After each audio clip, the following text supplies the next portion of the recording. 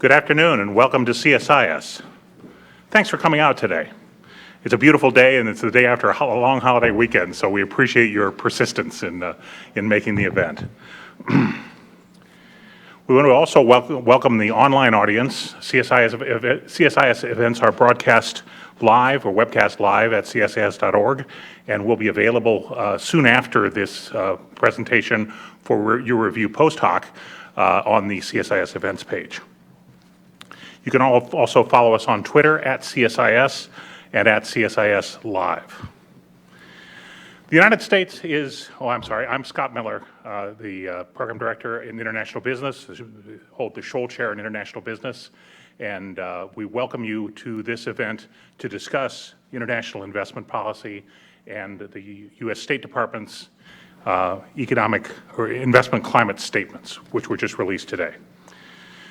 The United States is both the largest outbound investor in the world and the largest recipient of foreign direct investment. U.S. headquartered firms engage with the world through outbound investment. Foreign affiliates of U.S. firms, among other things, operate their enterprises to serve the 95% of the world's consumers that do not live in the United States. While U.S. laws offer fair treatment to all investors, foreign or domestic, U.S. investors often face many obstacles outside the United States. The State Department, whose principal duties include the protection of Americans outside the United States, has a leading role in outbound investment, both informing investors on the conditions that they face in different economies, as well as improving the treatment of U.S. investors and investment abroad.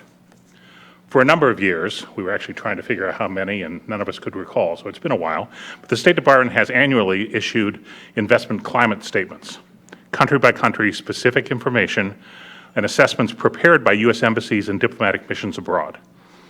Today, we are announcing that the State Department has released the 2016 investment climate reports. We'll hear from a key official about this year's reports, and then turn to a panel discussion about the investment climate and U.S. policy with a distinguished group of experts. I'm delighted to welcome today Kurt Tong. Kurt, for the past 2 years, has been the Principal Deputy Assistant Secretary for the Bureau of Economic and Business Affairs. Fortunately for us, Kurt is a frequent flyer here at CSIS. We are glad to once again welcome him to the podium. The full biographies of the speakers, including Kurt, are listed on the agenda that you received when you came in. In the meantime, to keep matters moving, I'd like to welcome Kurt Tong. Please join me.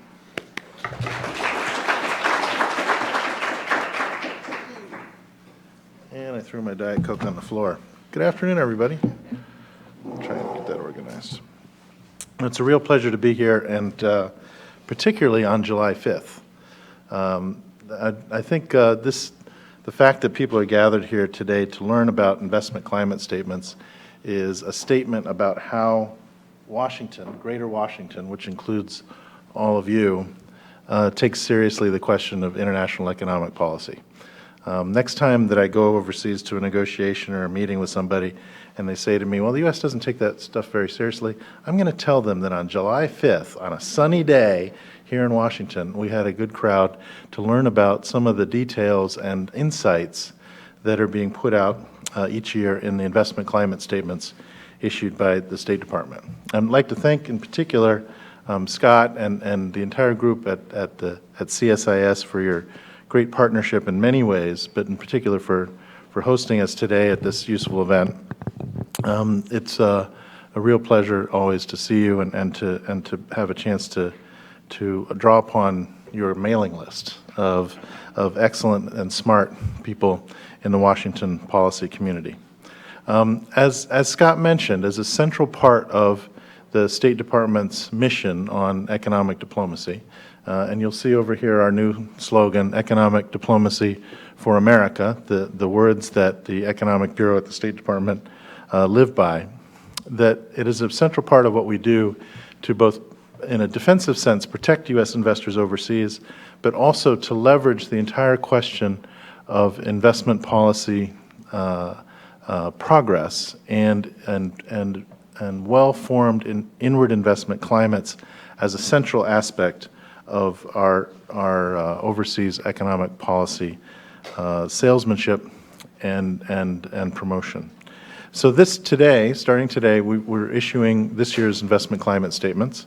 159 have gone online today. 170 missions overseas have participated in this exercise, and the remaining few that needed a last couple of tweaks will be online soon.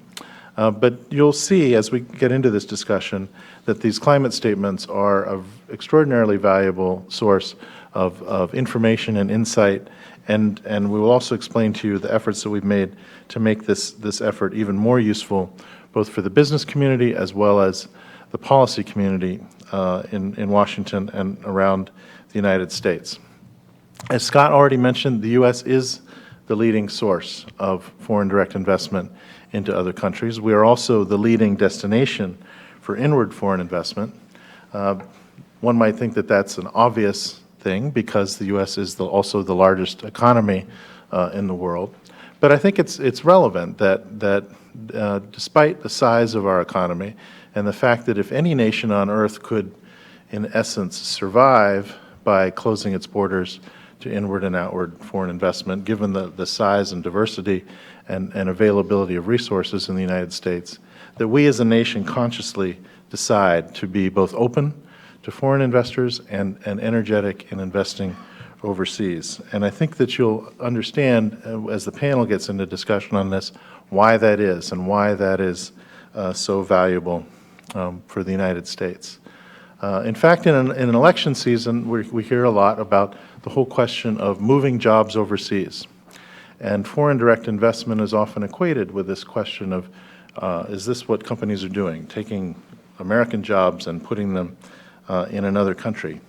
But the assumption behind that statement, actually, I think deserves some questioning, because if one assumes that a job created overseas automatically equates to a job disappearing in the United States, one is assuming that companies never grow.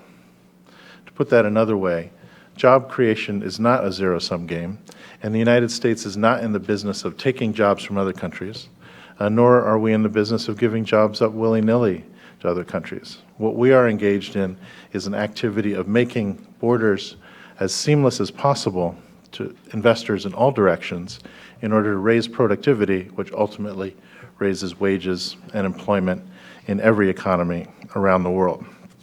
Now, a few other points that I'd like to make as we get into this discussion. One is the importance of foreign direct investment. I think everyone might have, on coming in, have picked up a piece of paper that has on the first page a chart of showing trends in foreign direct investment and trends in overseas development assistance over the last several decades. These are statistics taken from rather reputable resources from the OECD and from UNCTAD, and they're quite basic and generalized. And the point, though, I think which is obvious from anyone looking at this chart, is that overseas development assistance is important, but generally static in terms of its volume and its impact on the developing world, whereas foreign direct investment is growing in importance, already very important. By OECD calculations, 60% of capital coming into developing countries comes in the form of foreign direct investment. That is a trend which is only expanding going forward. So not only as a matter of equity or as a matter of business strategy or as a matter of fundamental fairness under as our president has said it, all investors seeking a fair and equitable situation under the rule of law, not only from those perspectives, but also from a question of development policy and raising incomes in developing countries. The whole matter of foreign direct investment and inward investment climates, both in wealthy countries as well as in developing countries, is extraordinarily important. So what is a good investment climate? An investment climate is certainly one that is characterized, as I've said, by openness to investment, but also one of transparency and predictability and regulation, but also one that gives proper emphasis on the protection of health, safety, and the environment. It is a complex question. When companies decide to risk their capital their money across borders. There are numerous aspects that they take into account. But really, among all of those, the information which is country-specific and is quite sometimes difficult to reach is of great importance, and that is why we look at these investment climate statements. Certainly, there are many issues compounding or complicating the process of cross-border investment in the 21st century. These include what measures each country may or may not be taking with respect to investment promotion, to performance requirements, what the rules are with respect to the ability to transfer capital freely, as well as the regime for labor or environmental protections, and many other considerations. And all of these are important in figuring out whether and how a company will seek to invest across borders. So these investment climate statements are aimed at identifying those trends and making that information available in a very accessible and ready way. I should also mention that the investment climate statements form a chapter in the country commercial guides, which are put out by the Department of Commerce each year. It's an important chapter, and there's other information that's available in those country commercial guides, which provide a very important reference for businesses, both traders and investors overseas. So what are some of the issues that we look at in the investment climate statements? And you will have hopefully also have picked up an example. We handed out Kenya. We were discussing this morning, Lisa and I were thinking, well, which country should we hand out? And we thought, well, Kenya, we're traveling soon to go to the United Nations Conference on Trade and Development meeting in Kenya, and so why not Kenya? Also because they've done some good things in their inward investment environment of late, and we wanted to give you a positive example rather than one of the more negative reports, because there are some that are quite pointed in describing negative developments from country to country. But each investment climate statement covers a certain set of issues, including issues such as foreign and equity limits, problems with corruption and governance, issues related to transparency or lack thereof, restrictions on the free flow of capital, as I mentioned, performance requirements, how each country handles investment disputes, and how that may call into question the quality of the investment climate. Restrictions on cross-border data flows, which are becoming increasingly important from country to country. And of course, issues such as the protection of intellectual property rights. And as I said, some of the investment climates can be quite frank about concerns that exist. If you want to read a rather stinging rebuke, you might look at the investment climate statement that we issued this year for Russia. But there are others which are significantly more positive. Now this year, we have changed the format and updated it and upgraded the accessibility of the reports in some important ways that I'd like to share with you. First of all, each statement this year contains a streamlined summary section. We also have included on the investment climate statement website a new ability to be able to compare across countries relevant to specific sections of information. So, for example, if one was concerned primarily on the question of transparency and how it's handled in each economy, you can focus on that and call up a certain number of countries, and it'll pull out for you, without having to go through pages after page after page, the information related to that issue across countries, and one can make a comparison. That will be of use, of course, to researchers, but also, importantly, to potential foreign investors. We've also amplified the sections on some emerging issues of importance. Included among these are state-owned enterprises, which are playing an increasingly important role, both as sources of foreign cross-border investment, but also as entities which sometimes resist inward investment. And we've also given special emphasis to the whole question of responsible business conduct. and how companies in different investment climates are finding and utilizing opportunities to demonstrate responsible business conduct, and what some host economies are doing to encourage that kind of activity. Of course, from the U.S. perspective, we are strong encouragers of responsible business conduct, both by our own companies, but also by other companies from around the world. And we look for ways to try to encourage that kind of activity. Now, all of this then, how is this information utilized? One of the important ways is for the work to inform the U.S. negotiating stance. So whether it's the Trans-Pacific Partnership, which of course now has in it a state-of-the-art investment chapter that we're patiently awaiting congressional approval of, which together with our attempts and our work on bilateral investment treaties is aimed at codifying and strengthening and shaping investment climates in a way that is positive both for the United States as well as our partners. So the investment climate statements, in a sense, are a fundamental piece of key research that feeds in to these negotiation processes. It also helps inform our guidance that is provided by the State Department towards the Overseas Private Investment Corporation, which is, of course, the most important U.S. government development finance agency active in assisting companies as they seek to invest in developing economies. And the State Department and OPIC have a very close relationship.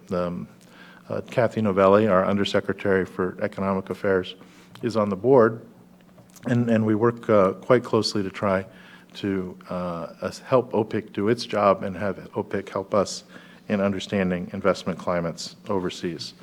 The work that we do in the investment climate statements also informs positions that the United States takes at the OECD.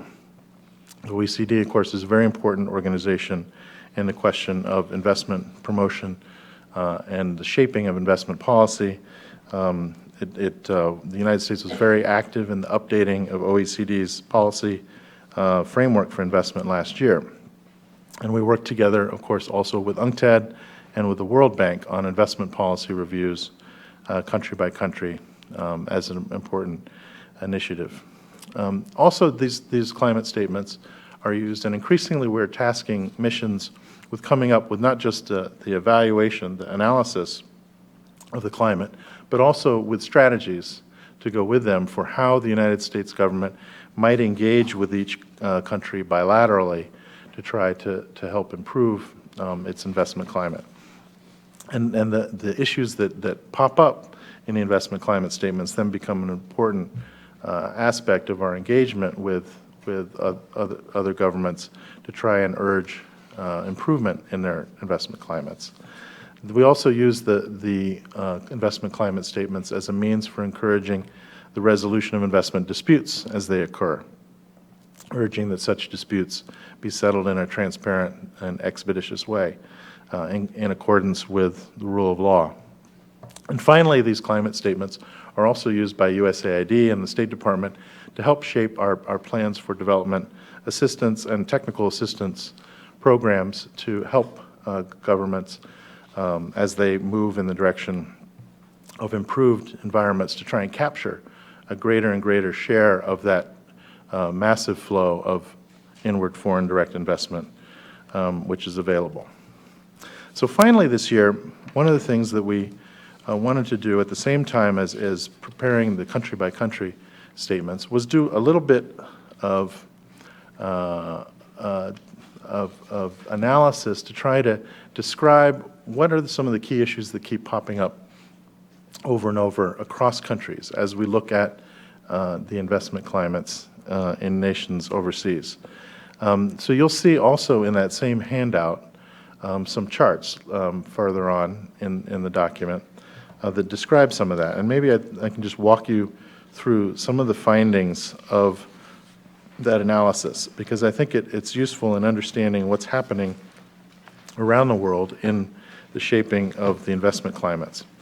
It's important, and as I do that, however, to note that the sample size of of this survey of findings by the different regions around the world prohibits any grand conclusions or anything terribly scientific about what we're finding. And in fact, it's very important as one thinks about investment climates to realize that each nation, each country is a unique case. But there are generalizations that can be made. One of the key findings is in this chart that you might see here, which shows the overall sense of whether, by region, of whether the investment climate is improving or not in nations overseas. And the hopeful result here is that one finds that, in fact, to a great extent, most of and this is embassy officers who are doing the responding to the survey, but our embassy officers are concluding that the investment environment, for the most part, in many economies is stable or improving. And one would find by region that, in fact, Africa and East Asia are seeing some of the greatest improvements in investment climate. But there are also regions and some cause for concern, and people do report that there are a number of economies, roughly 20% if you take the entire global sample, that saw deteriorating business climate, where things were actually headed in the wrong direction. And that's important to take note of. But just looking at it by region, though, there isn't any conclusion that, well, wealthy environments are necessarily continuing to get better and lower income regions are necessarily continuing to get worse. That's in fact not the finding at all. And there are lots of nations out there of all income levels that are working very, very hard to improve their investment climates. So if you turn the page then to this difficult to read multicolored chart, let me kind of take you through that a little bit. And again, I'll note that there is some survey bias here, because we are asking, this is a survey asking embassy officers who have just finished writing a report about legal and regulatory barriers to foreign direct investment in their country, as well as some of the positive aspects of the investment climate, to mention what are the key factors in their country. But you'll see, particularly on the top concerns side, some consistency across regions, which I think is useful to highlight. Most important, you'll see that the regulatory environment was really highlighted by a large proportion of our officers as a top concern. In fact, over half of embassy officers, when given a long list to choose just a few items from, found that the regulatory environment was their key concern, the most important issue. And that was closely followed by corruption, and corruption being a deterrent to cross-border investment and the structuring of a positive investment for inward foreign investment. And I think these are important findings. They're not news. I think if you ask people who manage companies that invest overseas, many of them will cite regulatory concerns as their top consideration. The ability to get goods and across borders, visas, you name it. Lots and lots of different regulatory aspects are highly concerning, and many of them, depending upon the economy, will also mention corruption. But in the Economic Bureau, we took this as affirmation that our emphasis, which is really very strongly in our policy work overseas, focused on improving economic regulatory environments to improve the environment for economic growth, that emphasis on regulatory considerations is in fact appropriate, and that we should continue that work and continue to double down on those issues.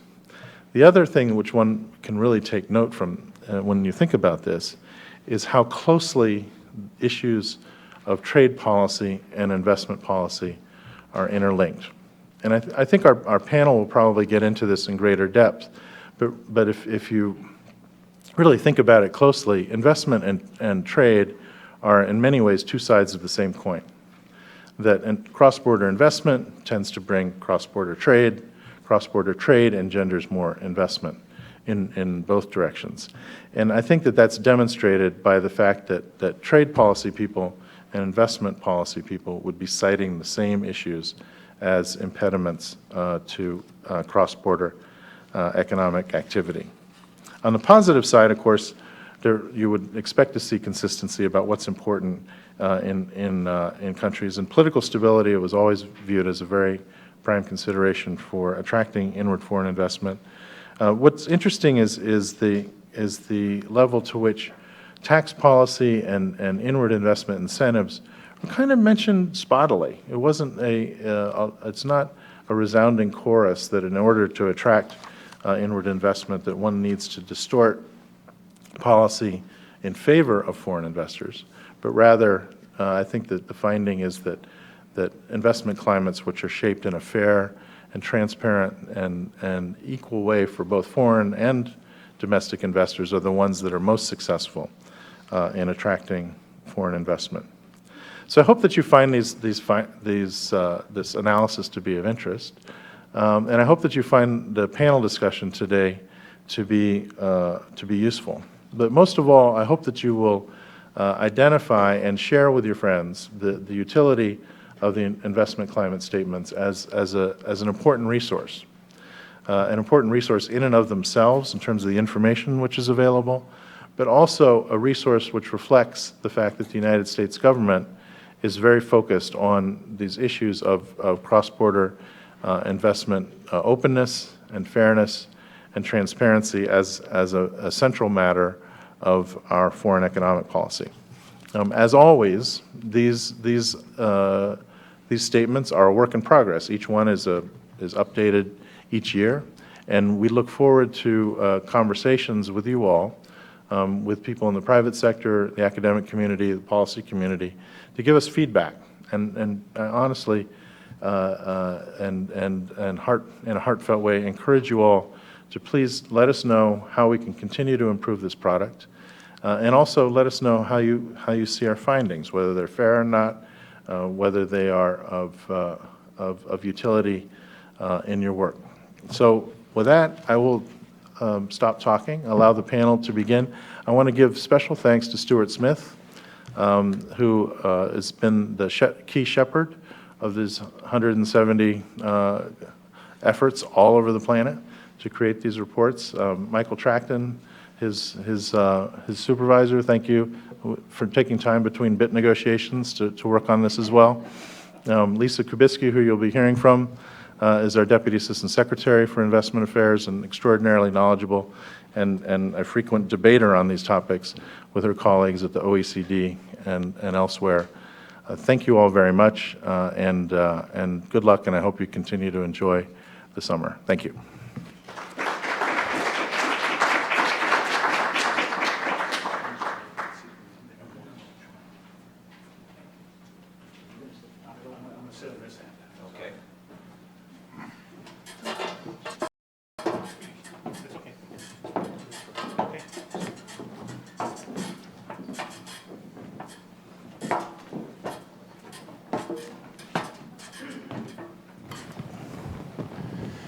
Thank you.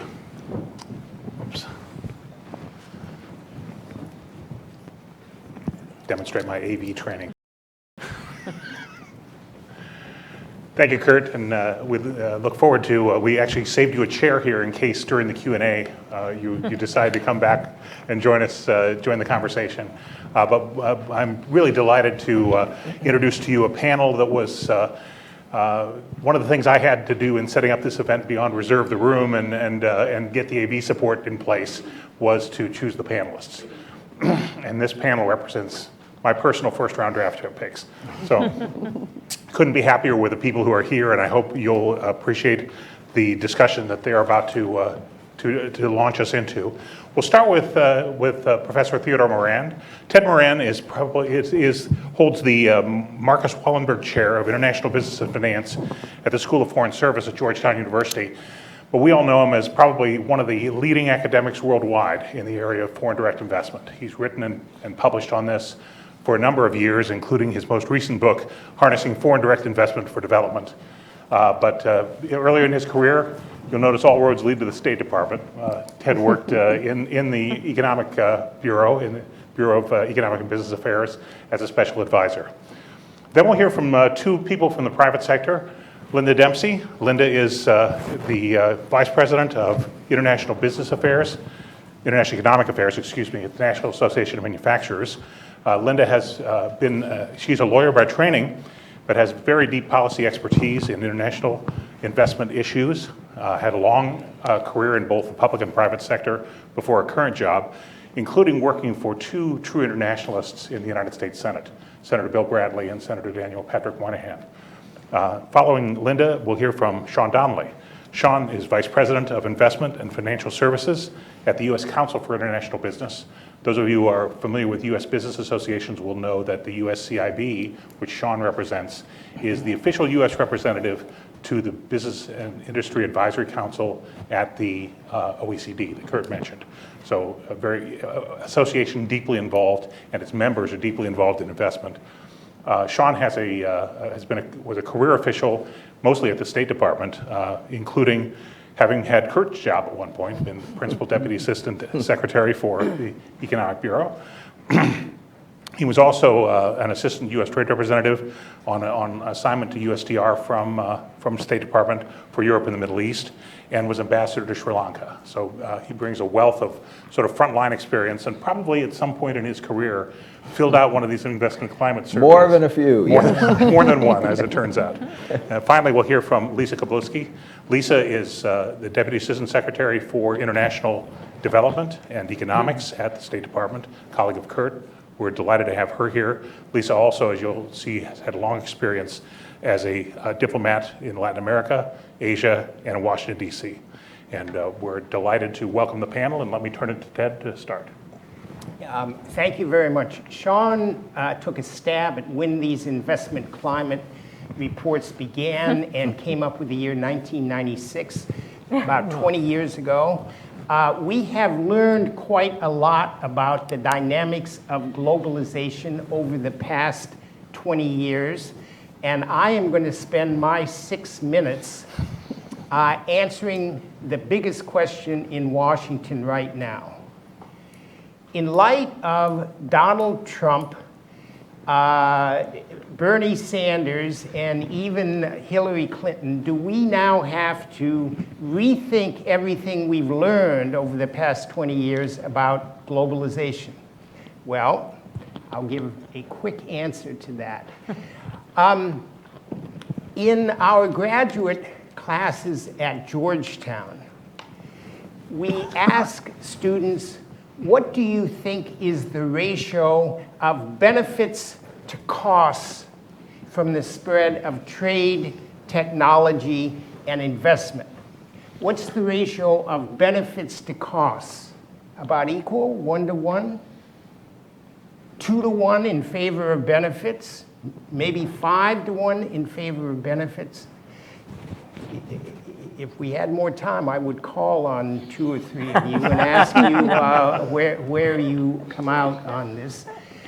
We then have them read 3 separate, highly specific studies that show methodologies for measuring costs and benefits, and I'll tell you the answer. The answer for all 3 is about 20 to 1. 20 to 1 benefits versus costs. Now, let me tell you what that means. First of all, that means it's not close. It's not like, well, the benefits outweigh the costs, but just by a bit. It's terrifically lopsided for benefits. Second point, it's 20 to 1, not 20 to 0. So I think all of our courses and a lot of our preoccupation has to devote time to looking at the 1, even though we don't give up the empirics of the 20 to 1. The third point is that there should be, in the United States and in other countries, huge resources that could be devoted to helping the transition of the re-education, the relocation, the healthcare subsidies when you lose your job, all of the negatives. But in the United States, we don't do a very good job of that. In Europe, some countries do a little bit better. Many of them actually have other problems. Canada, some things to look at and admire in Canada. Japan and South Korea, not so much.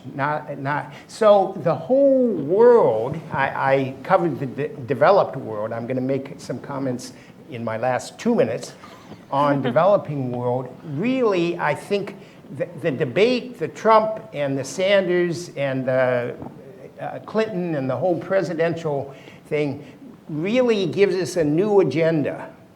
Not to reject the old, but to figure out imaginatively how to deal with some of these real problems. Well, I am at the end of my remarks, but let me say one of the other good things about these investment climate statements is that, as Mr. Secretary said, Kurt, well, at Georgetown, we try to tell our graduate students not to refer to trade. We tell them to refer to trade-and-investment.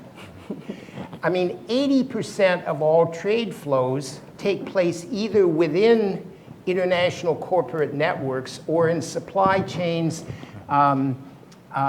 organized.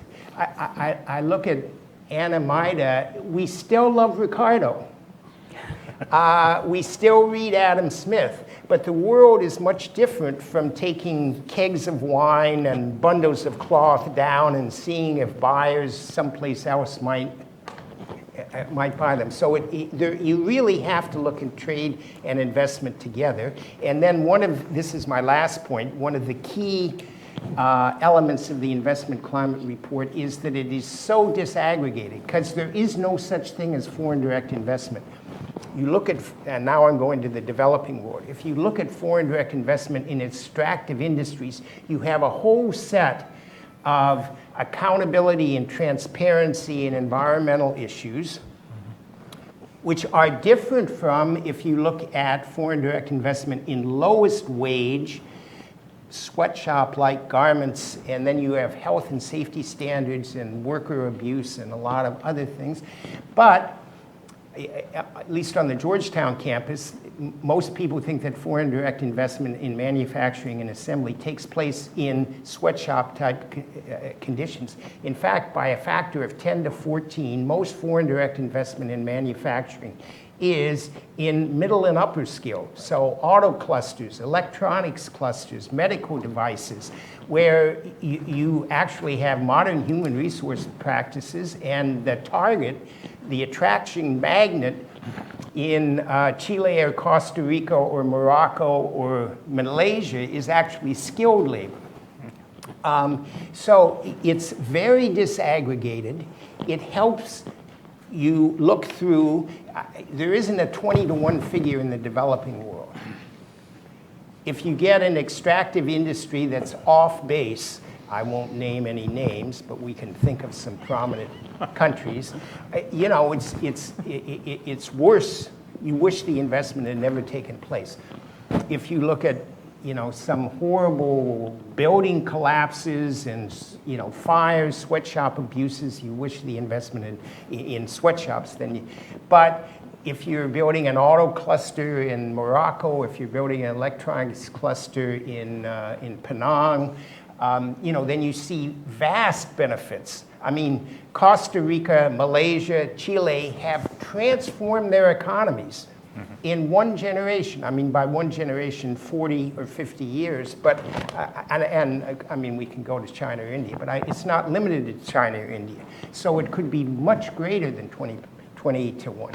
Well, I'm sorry, I think I maybe used 7 or 8 minutes, but that's where I would like to lead off. Ted, there's a lot of people in Washington who need to take your classes. So, Yes. thank you. Yeah, I've just given you an entire semester's worth of Thank you. Linda. Thank you, Scott. Always happy to be part of your draft pick. And Kurt, thank you and your entire team at the State Department, because I think the reports that have come out today and that come out yearly, and all those like Shaun who have worked on them through the years, are extremely important for businesses in the United States, as well as the countries themselves that are looking at them, and sometimes it shines a little bit more light and frankness than they may want to see. And I got to say, when I looked this morning at the latest market report finding that, quote, the global economy recorded its weakest growth of both output and new orders since the end of 2012 during the second quarter, end quote.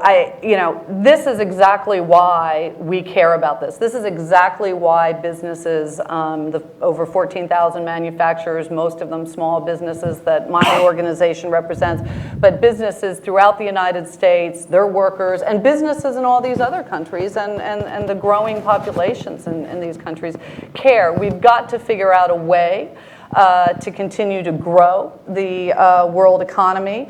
And improving domestic investment climates is very important to do that, both for growth and for development.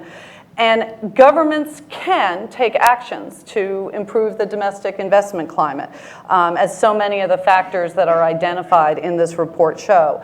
Kurt talked about how we've seen these phenomenal growth in foreign direct investment. Now, last year slowed, but we're predicting some new increases. It grew to $1.76 trillion in 2015, more than 8 times the level in 1990. And Kurt talked about how important that was, particularly for developing countries. But investment is highly sought after, especially with slow growth, and we are seeing this very strong competitive dynamic. How does a country attract investment, and what can they do? And there's a lot of factors that the businesses I work with, Shaun and others work with, look at when they're trying to figure out where to put new investment, whether it's domestically in the United States or anywhere around the world. Some of those are factors that you can't change. Your geography, for instance, or your population size. Yes, you can have some impacts, but overall population size is not something you can change. Your geographic proximity to other markets. But there are so many factors, and so many of the factors that are identified in these investment climate reports are exactly what countries can change in terms of openness to trade and investment, supply chain connectivity, the rule of law, issues of transparency, predictability, impartial rulemaking, protection of investment, of real property, of intellectual property, political stability. That's something I think we'd all like to see more of, and overall risk. And when you look at the recent data, the United States is still #1 in attracting FDI. China's next, right? And so they get about $310 billion in 2015 compared to our $380. But then you go to a lot of small developed countries, right? Ireland, Netherlands, Switzerland, Singapore. They receive far less than the United States and China, but still more than really big other countries. So Brazil comes in at #7. India, with a population almost the size of China, comes in at 10. Mexico's been moving up at 15. But when you consider this, it's no surprise that all the different factors I outlined, that a country like China continues to attract really high levels of investment. And even though there are a lot of challenges in investing in China, a lot of market distorting industrial policies that this report that I just glanced at really identifies a number of those, companies are still investing to China to reach those hundreds of millions of new consumers that the Chinese economy has brought into the middle class over the last decade. And they've really been able to increase their investment. Countries like India and Brazil, not so much. So India, with its huge population, has certainly increased its investment. I think 2016 is showing some even more increases. But they are far, far behind a country like China, in terms of investment. And there's a lot of factors there. I mean, we've got, as those who know me well, we've got a lot of industrial policy, property protection issues, transparency, regulatory issues that are facing India. High barriers on trade. It's hard to be part of a supply chain network if you're maintaining really high tariffs and you have weak infrastructure and really delayed customs. But you have other factors as well. If you compare China and India, for instance, on education or life expectancy, you see some pretty startling differences. And so these are the factors that this report in many cases identifies, right? This is showing countries and showing potential investors in the United States and elsewhere where they can go.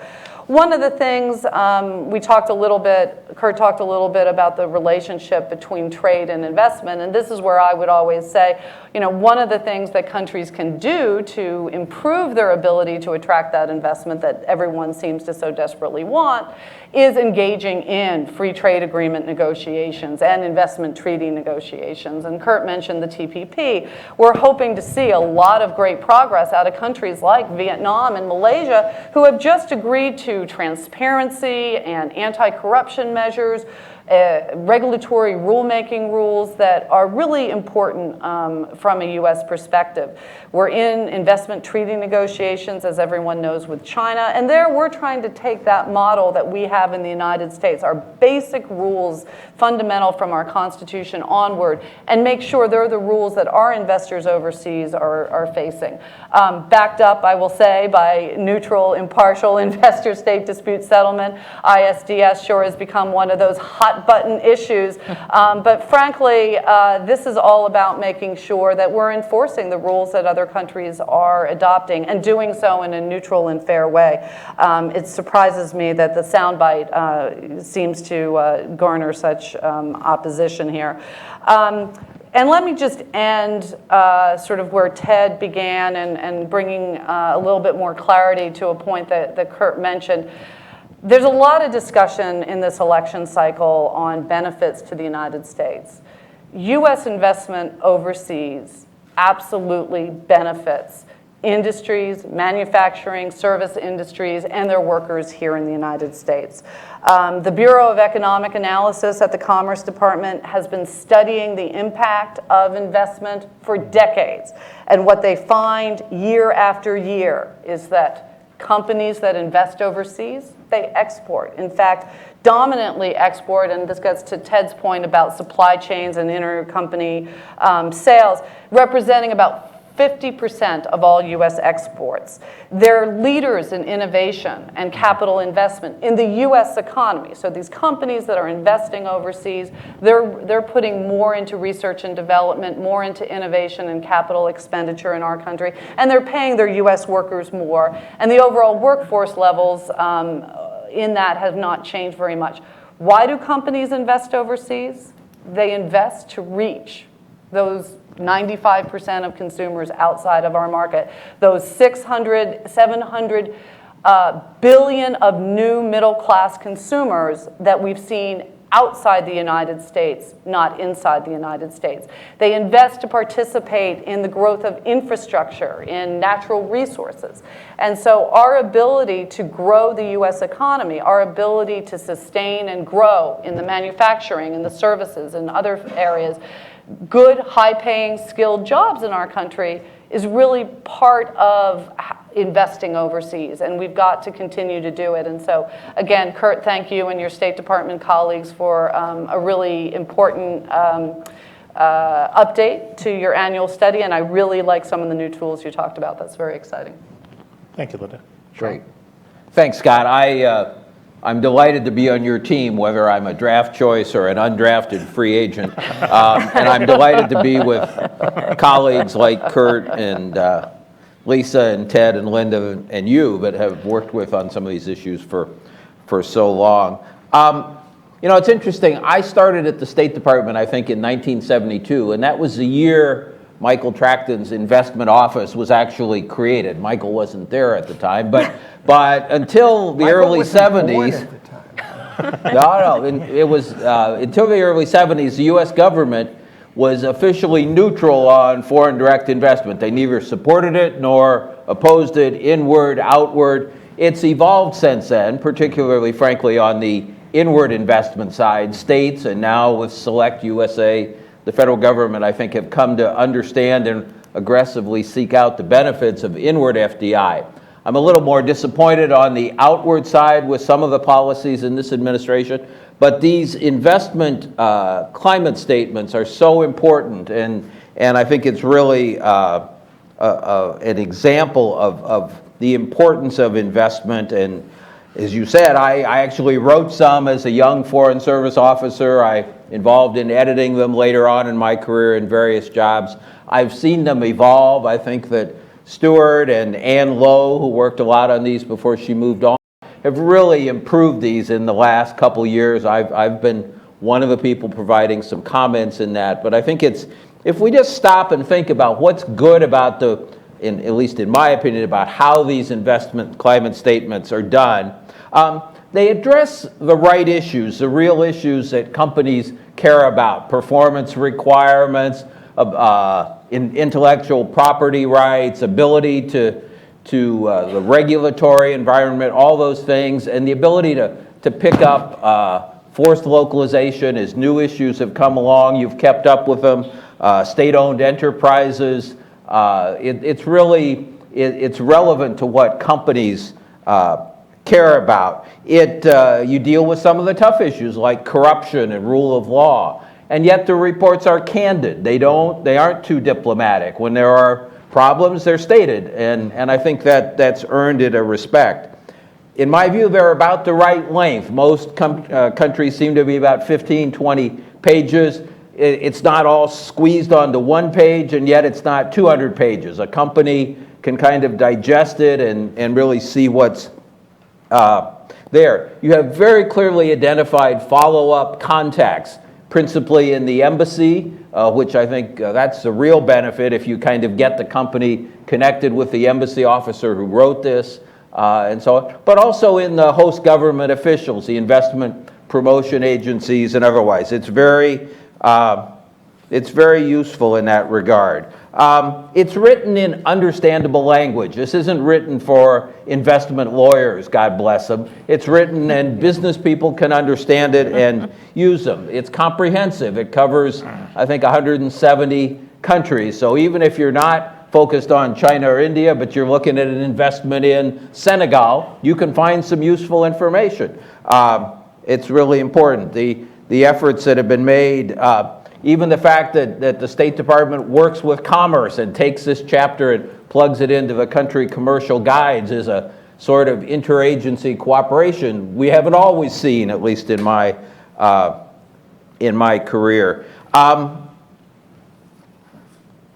think the challenges that I see aren't really in terms of a report. I'm sure they can be made better and they need to continue to evolve. The challenges really are, how do we get them used more? How do we reach those small and medium-sized businesses that are out there? What are the networks? And I know that State Department has worked with the Small Business Administration, trying to reach into the network of chambers of commerce. But I think that's really where we need to all think together, business as well as the government, and not just the State Department. How can this information be gotten into the hands of some of these potential investors?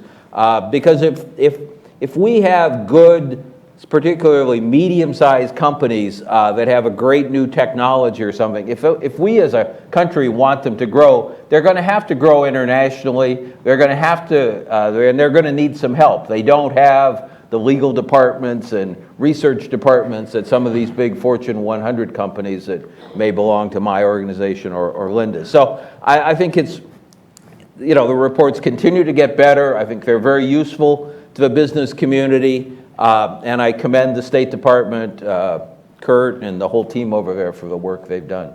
Thanks. Thank you, Shaun. Lisa. Well, you've heard the presentation from Kurt, so I'm going to try to add some other kinds of comments.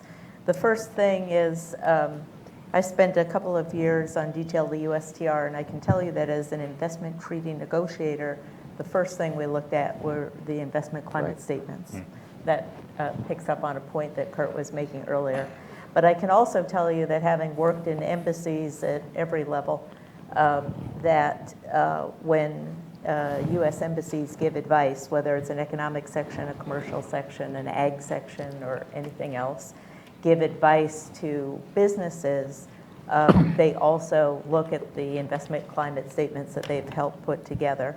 And if you are a small or medium-sized business, it is, as Shaun said, a place where you can go to get a snapshot of what's going on in a country, and then when you combine it with the rest of the country commercial guide, you can figure out, begin to figure out, is this a place that makes sense for my kind of investment? So that's the sales pitch part.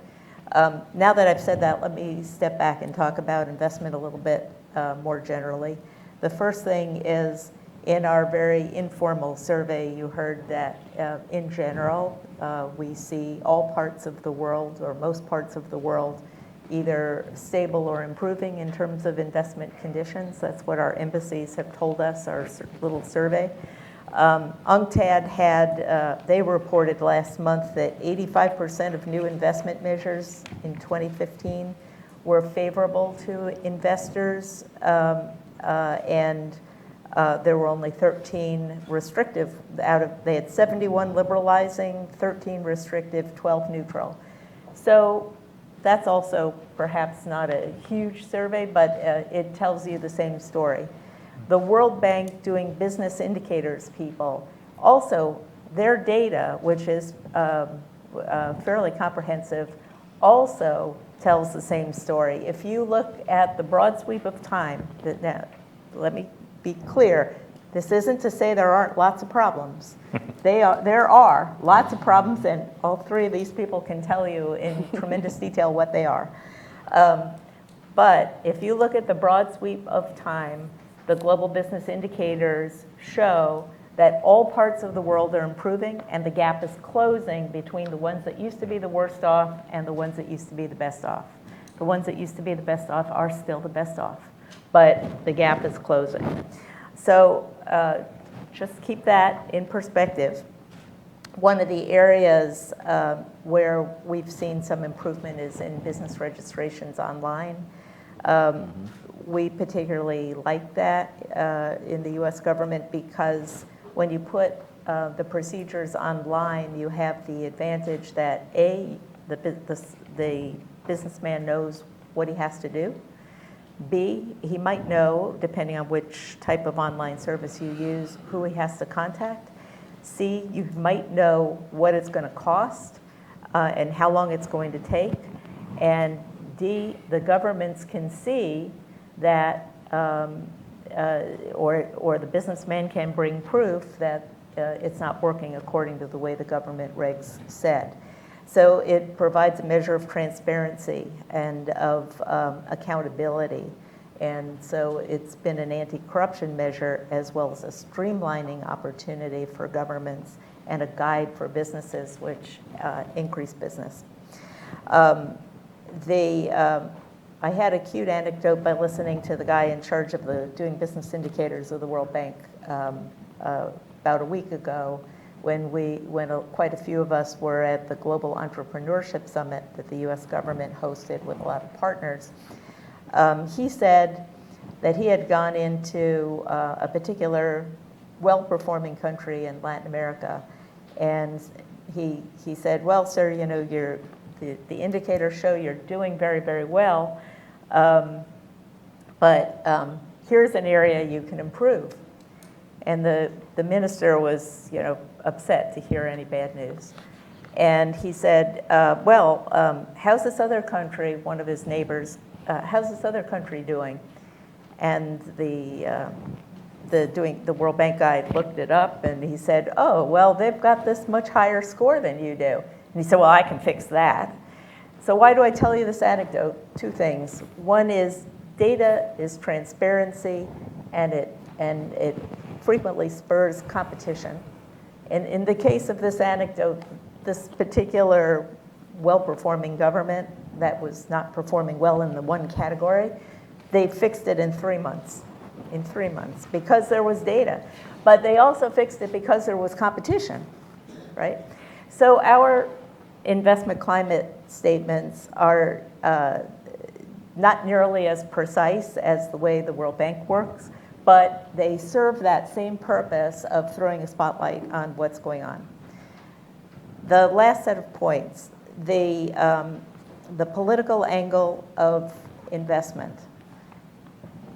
If you want prosperity in a country and if you want political stability in a country, you damn well need to have jobs. And you don't have jobs without businesses, and you don't have businesses without investment.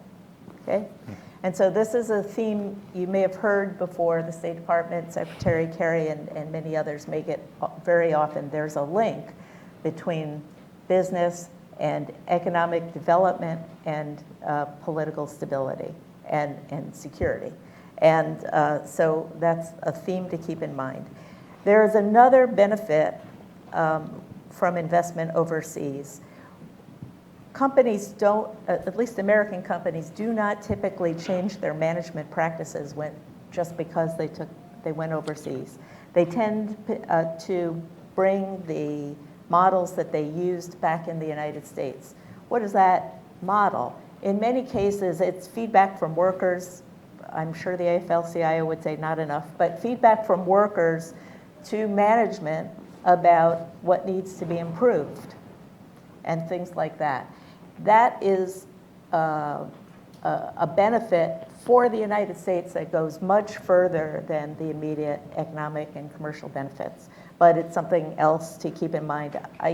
Many years ago, I served in China. I saw it over and over and over again. I'll stop there. Thank you, Lisa.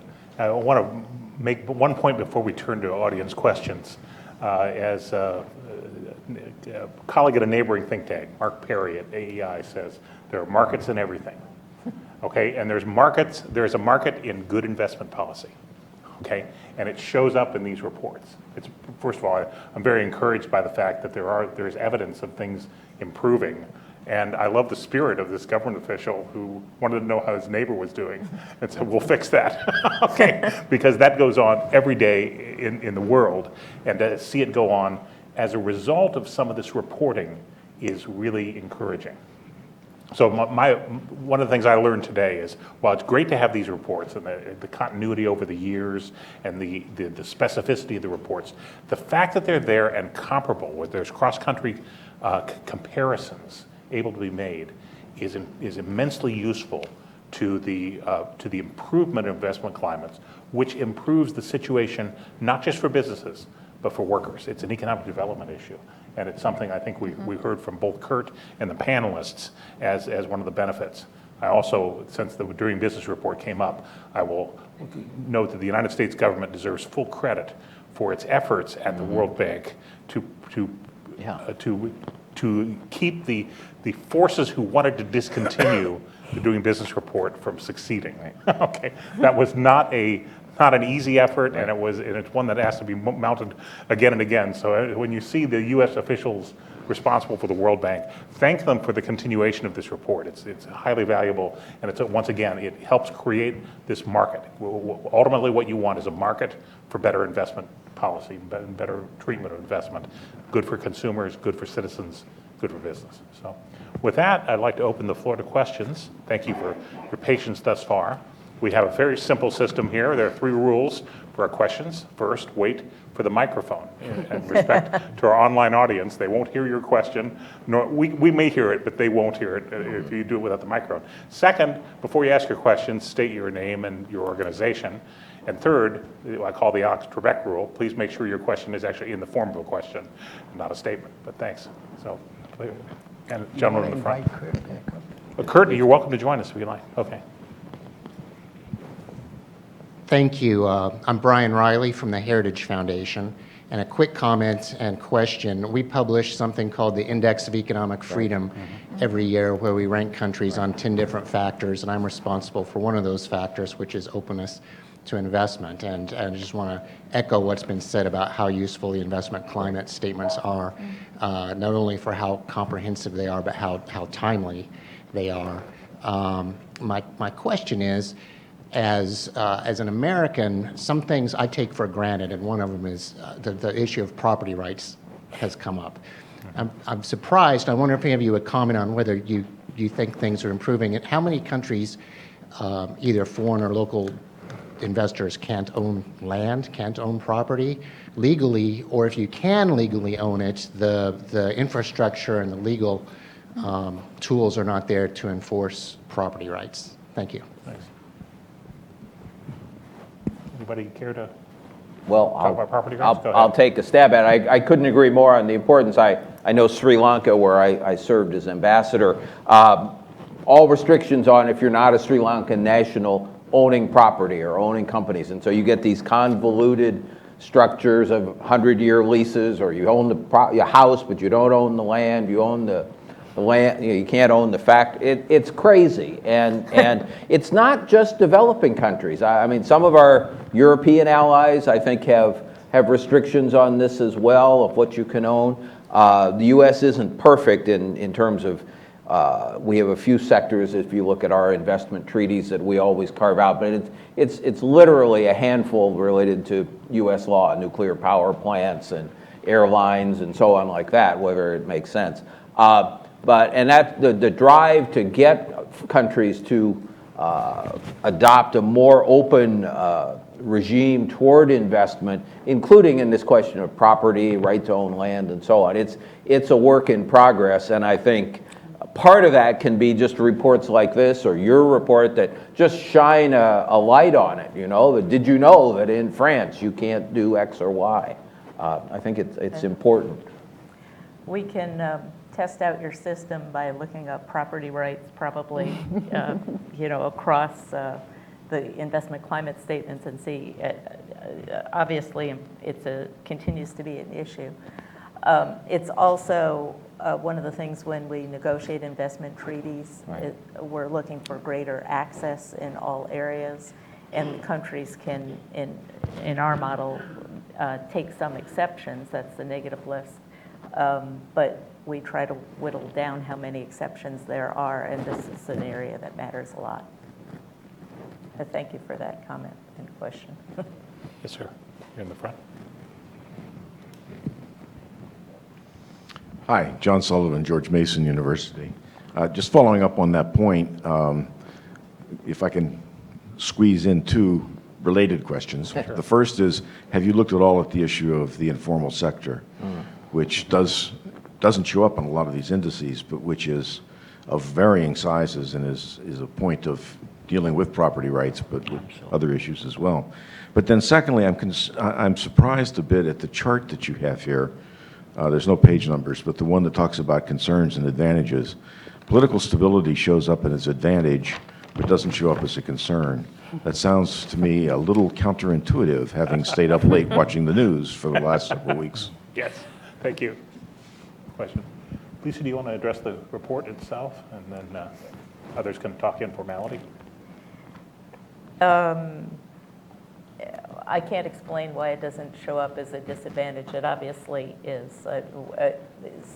Certain investors, especially domestic investors, and certain of the multinationals can put up with a lot of political instability, but obviously most others can't. So yes, of course, it's a factor. I don't know why they didn't say that. Informality, I'll let others speak to that, but it's a valid point. It seems to me that one of the leading, one of the core arguments for the free trade agreements that have been negotiated in the last decade or so is to try to help governments reform, particularly developing country governments. And one of the key reforms is reducing informality. This was, I recall, a big issue in the negotiations for free trade agreements with Central America, with Peru, less so with Chile. They had less informality to start with. But one of the things about being involved in the trading system and getting access to U.S. markets is you have to actually have a business entity. You have to be you can't be in the informal sector and in the trading sector. So you're going to expand, if you're going to grow your economy by engaging in exports, okay, one of the things you have to do is move out of the informal sector.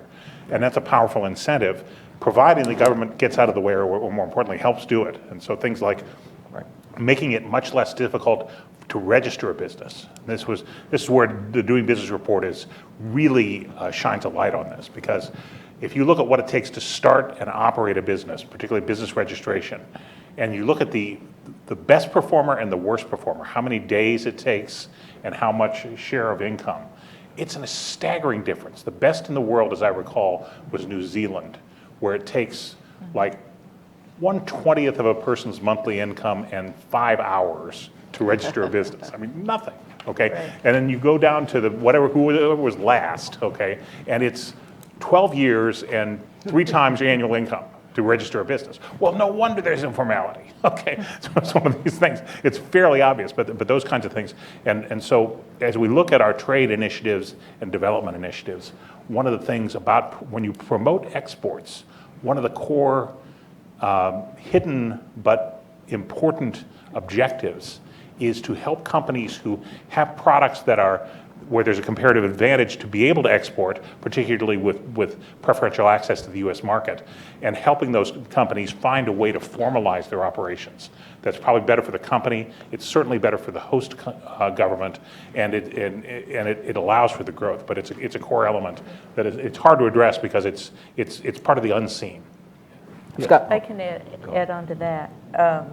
One of the successes at Addis Ababa, Ethiopia, of the UN Financing for Development Conference was finally, after a long period of time, recognition that there's only so much foreign assistance that's going to be given out in the world, and that countries either had to mobilize their own resources, so you could think of that as taxing or charging fees, or they had to attract investment in some way, private, domestic investment or foreign investment, but they had to do those things.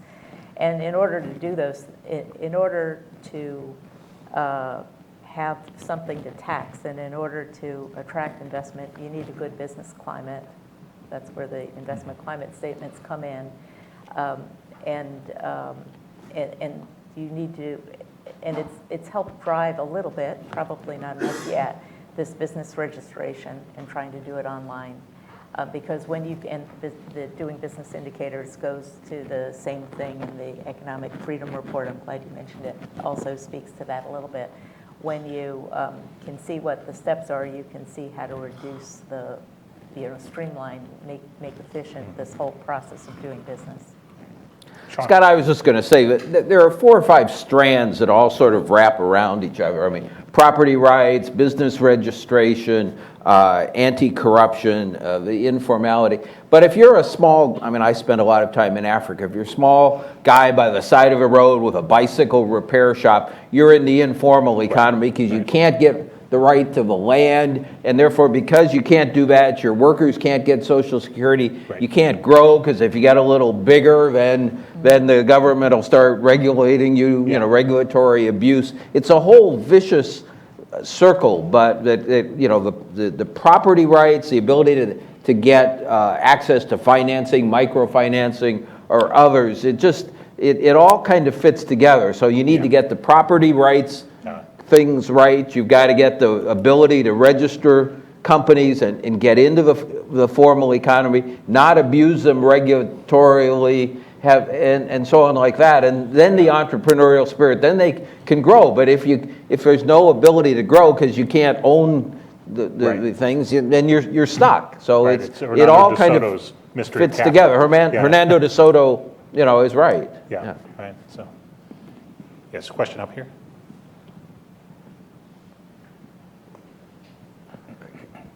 Hi, my name is Ron Bajents. I work as a Washington correspondent for Kuwait News Agency, and your event coincided nicely with an assignment, so I'm here.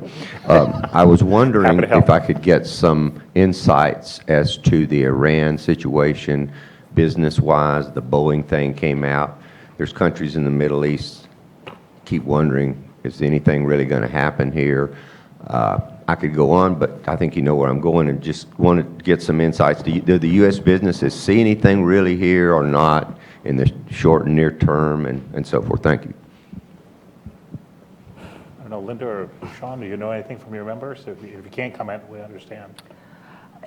you know, there are a number of rules out there that actually, you know, place a lot of regulation on it. Perhaps we can talk afterwards and we can direct you to somebody who might have more detail. When on these it. sanctions regimes get put in place and they get expanded over time, they become an incredible web. I believe the Atlantic Council did a survey on this and did basically, they hired some lawyers and they looked at every sanction on Iran since the fall of the Shah. This is 1979, okay? So basically a 30 years accumulation of sanctions barnacles, okay, on commercial transactions. And unpacking those things takes a tremendous amount of time and effort. And so the headline of a sales contract with Boeing is that, but if you look at the experience, first of all, I mean, so the Atlantic Council's report, and I think it was like 2000 or 2001, so it's a little dated now, may not be available online, but somebody over there has some expertise about what exactly has to change in order to normalize commercial relations. It's probably more complicated and messy than you think it is. So that's the first suggestion. Second, even when there's a strong will to do so, it takes a long time to unpack these things. Best example there was the unification of Germany. Okay, where with the fall of communism, there was an incredible push by then West Germany to reunify with East Germany. Everybody wanted it. It had incredible political support within Germany. There was strong will to do it, had great support from NATO, great support from the European Union, great support from the United States. Okay, so all the powers wanted to make this happen. And it still was this immense lift, okay? This huge notion, and if I remember the stories right, East Germany had to go through the process of figure out who owned stuff, you know, who owned the land, because at one point the government did, okay? So there's lots of these things that are really difficult to take apart, and so there may be a positive trend, but it's complicated and time-consuming, and it's probably harder than any of us imagine. So I'll stop there, and Kurt may have a comment. As luck would have it, another part of the Economic Bureau works on sanctions policy, and without going too far into this topic, suffice it to say that there are both primary sanctions and secondary sanctions. The bulk of the secondary sanctions have been lifted based upon the Joint Comprehensive Plan of Action. So there are numerous opportunities both for non-American companies as well as some opportunities for American companies as a result of that lifting. But Scott is right, the details are complex. And so if any companies are interested in this, they're welcome to invest the time and effort in learning the details. But there are both American and non-American companies that are now successfully expanding their operations with Iran as a result of the JCPOA.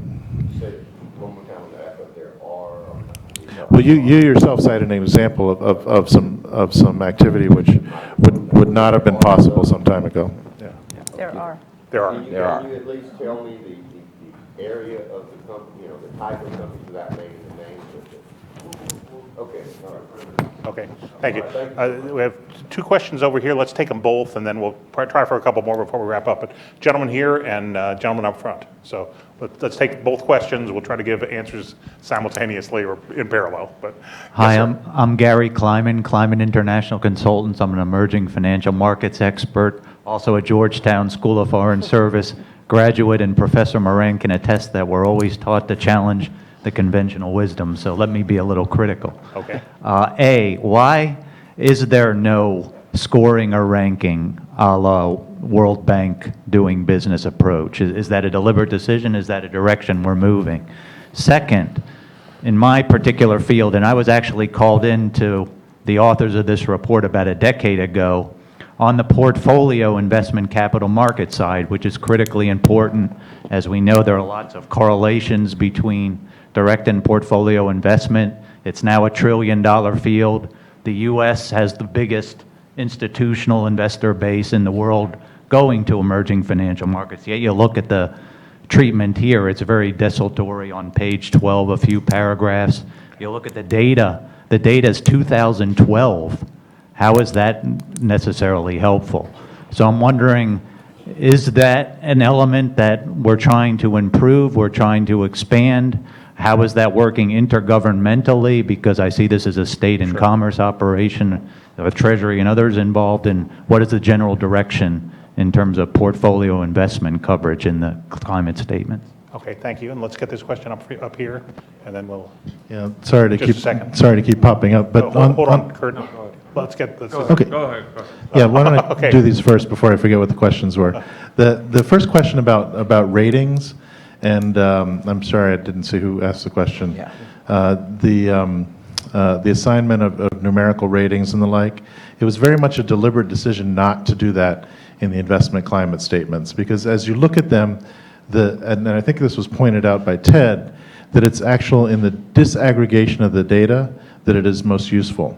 And we don't want to have a rating system detracting from having the host economy governments actually reading the content of it and taking to heart the details of the evaluations and the analysis, as opposed to reacting to a gross characterization. So it is an intentional choice not to do that. What was your second? It's just beyond the scope of this set of studies. These are evaluating an investment climate with respect to long-term capital. So that would include mergers and acquisitions. But I think that the emphasis is not on studying the deepening of financial markets, which is of course very, very important for developing countries and developed countries alike, but rather a look at the long-term productive capital investment. Yeah, I would also just add that the doing business, the World Bank report, is really the product of a thought experiment. Okay, basically it starts with the question, which is, if I'm an honest business person, how long does it take and how much does it cost to do specific tasks? And it's all built on they decided which 12 or 15 tasks were critical to operating and expanding a business, and then asked, basically the questions are asked of really lawyers in country to get a very specific reaction about what is the legal environment, what is the framework for doing this. If I follow all the rules, how much do the rules cost and how long does it take me to follow them? So those rankings are determined by a very different set of questions. Kurt, I think, gave the right answer in terms of the State Department's view on why they chose not to do it. But I would just note that the investment climate statements has a totally different objective and intent than the Doing Business report, which was sought this normalization in the first place. So I hope that helps. Question? Yes, Okay. Yeah, my name is Dmitry Pirozhensky. Thank you very much. Very interesting. I have just two quick questions. The first one is, how much interaction is there between the embassy employees and private companies in preparing the report? Did they get stories from the people as to what their experiences were? And the second question is, I had a chance to read the report on Russia, and it's very interesting, very detailed, very unbiased, extremely informative, but it seems to give a very good picture of what's happening now in the current situation, but doesn't really expand on doesn't give any kind of forecast or what to expect going forward. I'm wondering if that's a deliberate decision, or is there somewhere else where you can turn for what people on the ground think what we can expect going forward? Thank you. In terms of the sources of information, it absolutely includes talking to companies. It's talking to government, talking to companies, talking to NGOs, our own dealings, trying to improve investment climates, what comes at us that we can deal with. It's all of that together.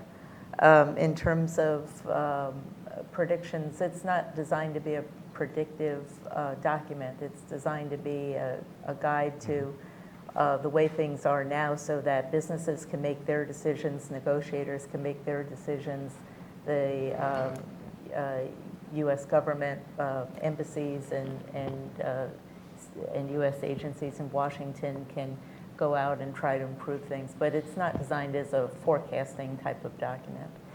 You can get a little bit of, it's not a forecast per se, but if you look at Commerce's country commercial guide, of which the investment chapter is one piece, they try to say what are the most promising sectors in which to invest. So you get a little bit of that forward-looking piece from other parts of the CCG. Okay, we have time for about one more question. We're very near our concluding time, and it's a beautiful day out there. I don't want to keep you longer than we promised. Is there a final question? Seeing none, let me thank you for coming, and please join me in thanking our speakers and panelists. Great.